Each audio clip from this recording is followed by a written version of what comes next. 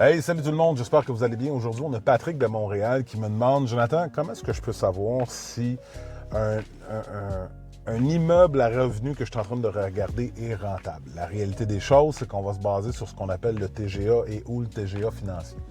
Puis là, on va parler de commercial parce que ça n'a pas la même chose que résidentiel. Dans ce type d'investissement-là, ce que tu veux dire, c'est je veux avoir tel type de rendement, donc je ne devrais pas payer plus que tant. Pour avoir du 7, 8, 9 d'intérêt par année sur mon capital, sur mon investissement, bien, je devrais être en mesure de pouvoir pas payer plus cher que tel montant, sinon je tendais ça.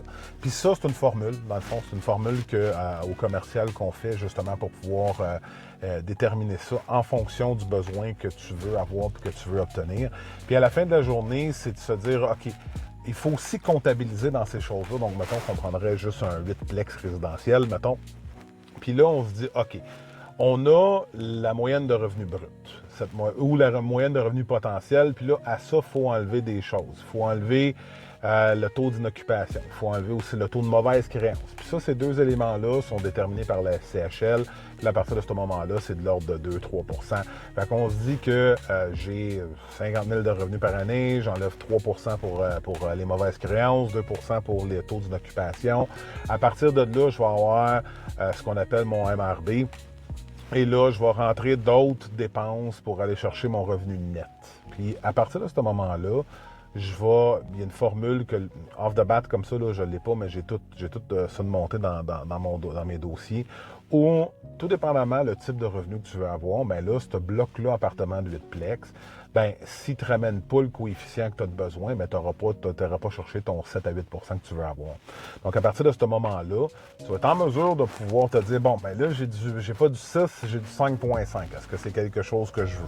Puis, la raison pourquoi ça c'est important, c'est parce que à la base, ce que tu veux faire, c'est de te dire, OK, est-ce que je veux investir, mettons, quand tu es un investisseur, ce que tu veux faire, c'est du rendement sur ton argent.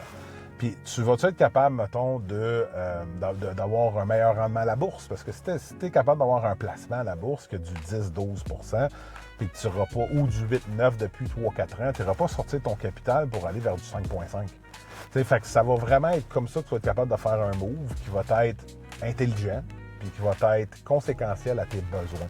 Fait que j'espère que ça répond à ta question. Là. Sur papier, c'est un peu plus complexe que ça, mais c'est un peu pour te pister en ce sens qu'à la base, ça va toujours en fonction de ce que toi tu veux comme rendement, puis à partir de là, ben, c'est de trouver un immeuble qui correspond en valeur à ça, toujours avec des comparables. Hein. Fait que je suis capable de prendre ton immeuble, de dire, OK, selon les tels coefficients, puis tout le kit, ce qu'on appelle le TGA financier, puis à ce moment-là, on est en mesure de pouvoir te dire que le building que tu regardes, tu ne devrais pas le payer plus cher que X.